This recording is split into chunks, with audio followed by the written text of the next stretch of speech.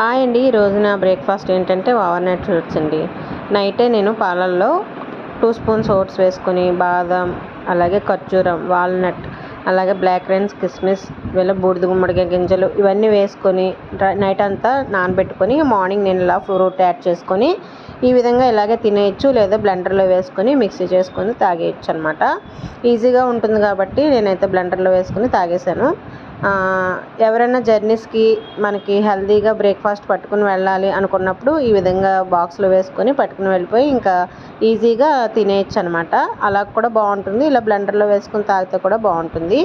ఇదేంటంటే మనకి షుగర్ పేషెంట్లకు కానీ, వెయిట్ లాస్ అవ్వాలనుకున్న వాళ్ళకి కానీ, పీసీఓడి ప్రాబ్లంతో బాధపడుతున్న వాళ్ళకి కానీ ఈ బ్రేక్ఫాస్ట్ చాలా బాగుంటుంది. నేను వీక్లో 4 డేస్ ఇదే తీసుకుంటానమాట బ్రేక్ఫాస్ట్ లాగా.